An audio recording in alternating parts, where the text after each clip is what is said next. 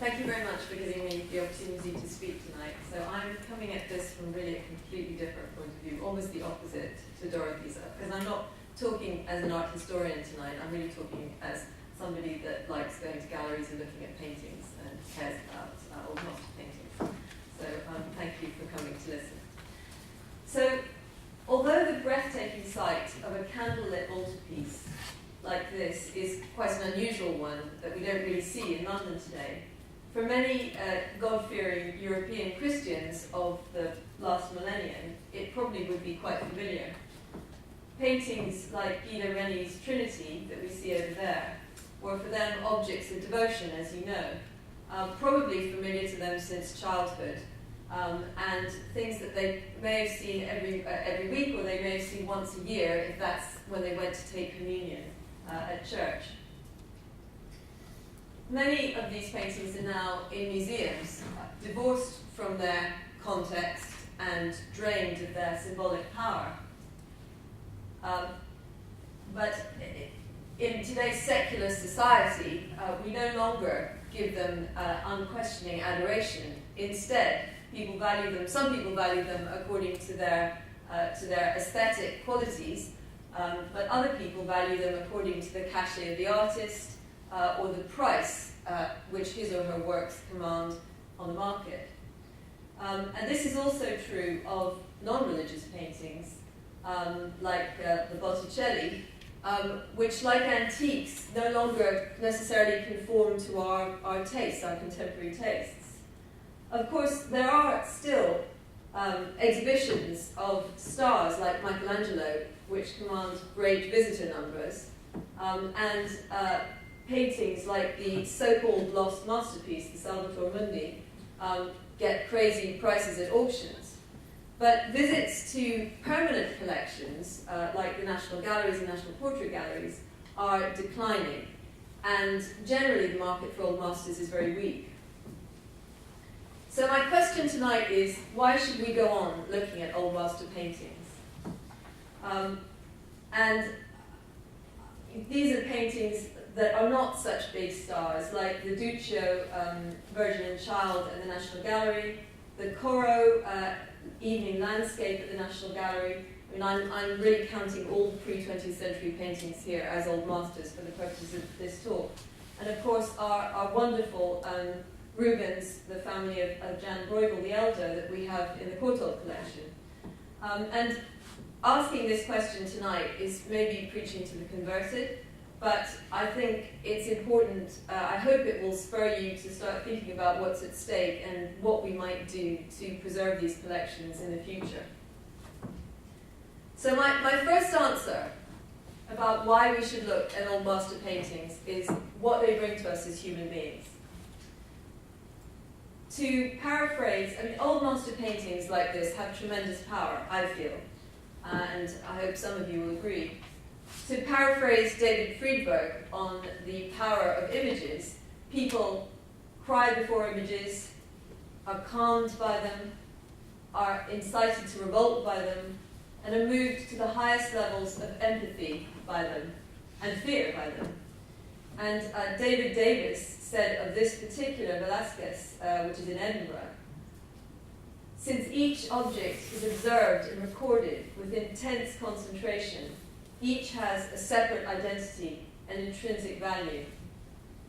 A mundane subject of an old woman cooking eggs is transcended, and the contemporary beholder is made aware of the variety and complexity of the human condition.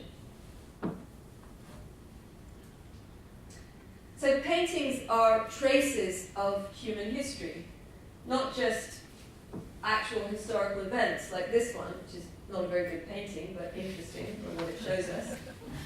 Not quite get gory. But paintings like this, which are about people's hopes and fears, and about the extraordinary capacity of the human imagination, I would argue. And then paintings can reconnect us with nature. And, like this Constable of Hampstead Heath, can show us perhaps what nature looked like and the built environment looked like in past centuries. Now, of course, as Dorothy was reminding us, to some degree, paintings are constructions, of reality by artists. So we can't take what these paintings tell us as gospel, but I think they give us ideas about what the world might have looked like, or what people wanted them to look like, at least, at any particular time.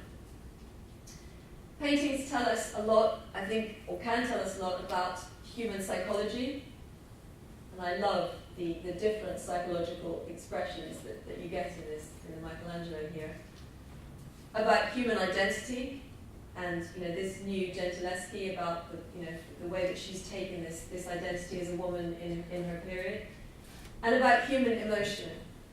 And I think they can do this in ways which are often much more immediate than words. My second reason of why we should keep looking at them is that I think old master paintings are essential for the continued flourishing of the arts. Although it became unfashionable to look at them in the 1950s, with artist teachers like Richard Hamilton advocating starting with a clean slate, in fact, most significant 19th and 20th century painters, and indeed contemporary painters, have looked at them and continue to look at them in producing their own new works. Picasso called it wrestling with painting, and he meant painting everything that was not in Malraux's Musée Imaginaire. I was very fortunate to go to a talk a few weeks ago by the curator of 19th century painting at the Prado, who made a really convincing case that all important 19th and many 20th century artists looked again and again and again at Velázquez and El Greco. In this relationship between Picasso and El Greco here is pretty straightforward. You can see that Picasso was clearly playing on the imagery, creating something very different with it. But even here, we see the transformation and adaptation, the subtle transformation and adaptation of the monumental figures and the broken lines in the El Greco into the language of Cubism. And Picasso looked at this painting in 1906 in the studio of Zuloaga in Paris, his fellow Spaniard Zuloaga in Paris, just as he was beginning to think about and plan the Demoiselle d'Avignon. Clearly, there are contemporary artists who look at old master paintings in a very direct way. So people like Ron Mueck, who had that wonderful sculpture show at the National Gallery a few years ago, Paul Arrigo, people who've been associate artists at the National Gallery. I mean, they're very upfront about it. But we also see it in artists like Anish Kapoor, who talks about the influence of Rembrandt and Soutine. We see it in artists like Marlene Dumas, who has talked about how she loves looking at Ingres, in Jeremy Deller on Hogarth, in Rachel Whiteread on Botticelli. I mean, it is something which I think many interesting, not all, obviously there are many exceptions, but many interesting contemporary artists continue to look at old master paintings and find in them things which they may react to in a very visceral and opposite way, but they are there. They're part of the language which, as Picasso said, you have to wrestle with to create new things. Art is part of the digital conversation, and I think knowing about old master paintings helps us to engage with that conversation in a more creative way, and generally to engage with visual culture.